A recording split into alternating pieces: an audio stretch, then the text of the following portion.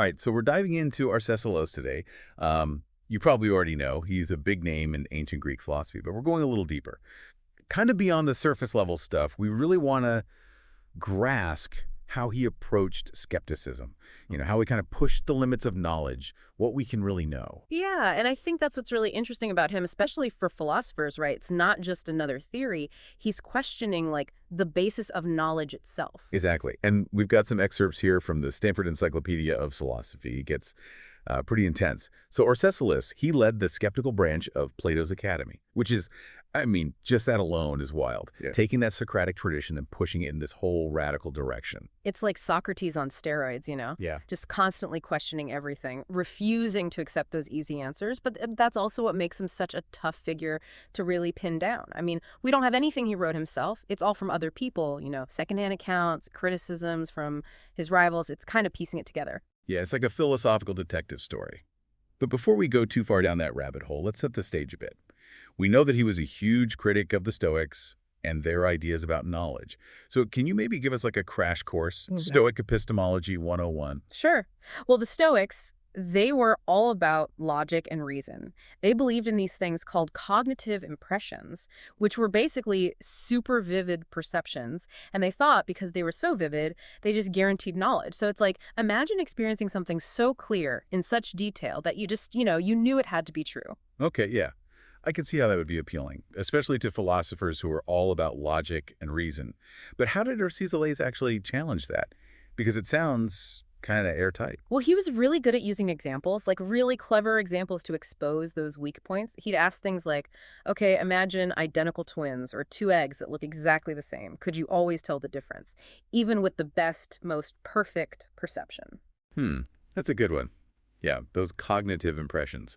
Not so foolproof anymore. It's like, what if you think you're seeing one twin, but it's actually the other? Exactly. And he didn't just stop there. Arcesilaus also used things like dreams, hallucinations, even, madness, states of mind where your senses are basically giving you wrong information. And if that can happen, how can we ever be absolutely sure that we're not being tricked all the time? Yeah, that's the heart of it, right? This idea of nothing can truly be known.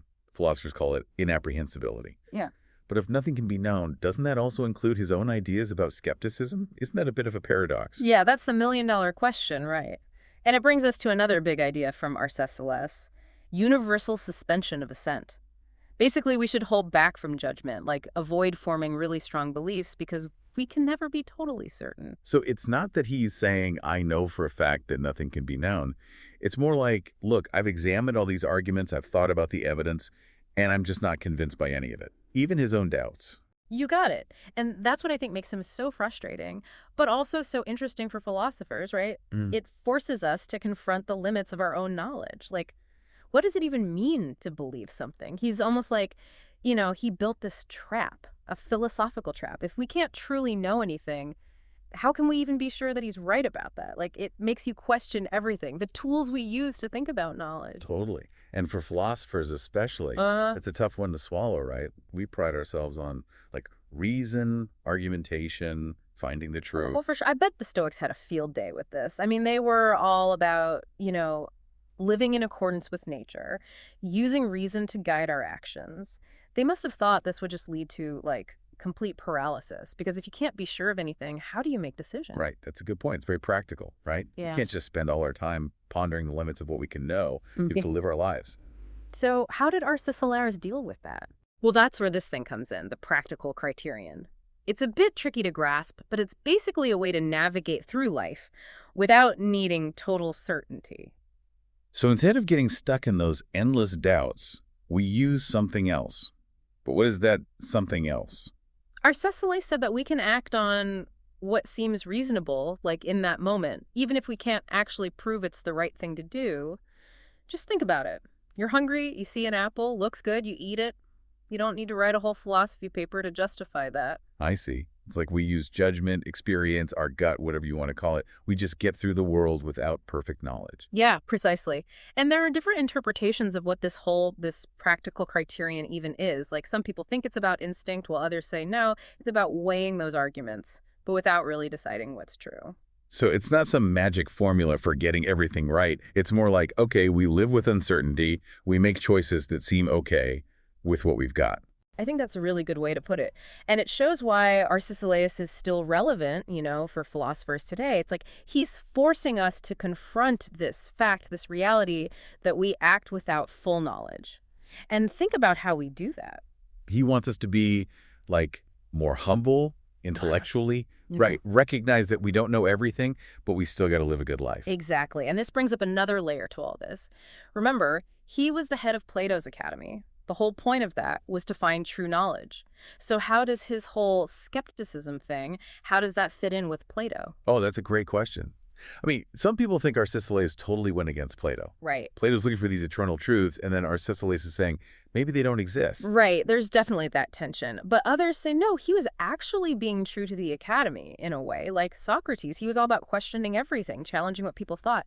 Maybe Arcesilaus just took it further, like to the extreme. So it's not skepticism versus knowledge.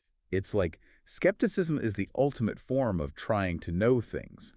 Because you refuse to settle, you keep questioning, you push people, you're doing the deepest philosophy there is. Now, that's an interesting way to think about it. It's like he's saying, don't believe everything you hear. Doubt, challenge, push those boundaries of what you think you know. And I gotta say, that really speaks to me, even after all these years studying philosophy. Me too. He's reminding us that the journey, like the process of doing philosophy, is just as important as having all the answers. Maybe even more important when you think about Arcesilaus' skepticism. But then this brings up another question. If he thought we can't really know anything for sure, why spend his whole life debating? Was he just putting on a show? See, that's one of those big mysteries. Some people think, yeah, he didn't actually believe anything, just playing the skeptic, getting people to think about their own ideas. But others say, no, he was truly looking for the truth, even if he thought we couldn't really grasp it completely. So maybe, for him, being a skeptic wasn't the goal itself. It was a starting point. You get rid of all the dogma and what you've been told, then you can really start to question things. That's a good way to see it. It means that even with all the uncertainty, even if we can't get to the truth with a capital T, the search, trying to grapple with those questions, it's still worth doing. And for philosophers, that's what we do, right? But how do we square that with, like, the need to act, to make decisions, when we can never really be 100% sure? Well, that's where the practical criterion comes back, remember? It's not about, like, a recipe for perfect decisions. It's about knowing we have limits, but still being reasonable, even with all the uncertainty. It's like he's saying, the world's messy, confusing, we won't have all the answers, but that doesn't mean our lives can't be good, meaningful lives. Exactly. And I think that's a powerful message for anyone, not just philosophers. It's about humility, thinking critically, and being okay with not knowing everything. But you know what I find really interesting? He wasn't just a skeptic. He really engaged with those who came before him, especially the Stoics. He didn't just tear down their arguments. He wanted to understand them, see if there was something good in there, something to learn from. Oh, that's a good point. He wasn't just saying nothing matters. He was a thinker, really involved in this search for truth, even if he thought we might never get there completely. And that's why I think he still matters today. To philosophers, I mean. He makes us look at what we know, question our assumptions, deal with those big questions. Reality, truth, what is belief? He doesn't give you the easy answer. He gives you the tools to think harder, better. And that's maybe the best thing a philosopher can do. Yeah. It is amazing, right? A philosopher from, what, like 2,000 years ago? Yeah. And we're still debating his ideas. It's not just history, though, right? It's that Arcesilaus brings up questions that are still so relevant for philosophers today. Like, what does his skepticism mean for epistemology in general? It's like he's making us rethink what it means to know something at its core. Exactly, yeah. If our senses can be wrong, if even those really strong perceptions can be misleading, then where does that leave us? Does knowledge just become, like, subjective? A matter of opinion? That's what philosophers have struggled with for a long time. And Arcesilaus, maybe he didn't have all the answers, but he opened up a whole new way to think about it. I mean, think about the impact he had. From skepticism to empiricism, Descartes' famous, I think, therefore I am, and even today, consciousness, reality, it's all there, those echoes of his ideas. He planted this seed of doubt that just keeps growing and branching out. Yeah. But going back to Arcesilaus himself for a minute, we talked about his skepticism, how he criticized the Stoics, the practical criterion and all that. But what was he actually trying to do? What was the point of it all? Good question. And yes, scholars are still arguing about that. Some think he was just negative, focused on tearing down other people's ideas. But that seems too simple to me. I could agree. It's like he was really struggling with these huge questions: knowledge, belief, what they are, how they work. But if he didn't think we could actually find the answers, what was the purpose of doing all this philosophy? Maybe it wasn't about getting to some final truth, a neat and tidy answer. Maybe it was the process itself that mattered, the questioning, the challenging assumptions, the trying to understand better, even if you never get to be absolutely certain. So the skepticism was the inquiry, in a way. It's how you test what you believe, get rid of dogma and bias, get closer to, well, maybe not the truth itself, but a better understanding of the world. A more honest one, for sure. Yeah, I like that. It makes me think, how do we approach philosophy today? Are we too focused on being right, having the perfect argument, the ultimate theory? A little bit of that Arcesilaus skepticism might do us good. Definitely. It reminds us to be curious, to be open to changing our minds, and to accept that often, doing philosophy, the journey is more valuable than getting to some final destination. I think so, yeah. And who knows, maybe by embracing that not knowing, by constantly questioning and refining our understanding, we can actually get a bit closer to the truth, whatever that may be. Well, on that note, I think it's time to wrap up our deep dive into the world of Arcesilaus. It's been mind-bending for sure, with all the twists and turns and philosophical paradoxes. I've really enjoyed exploring these ideas with you.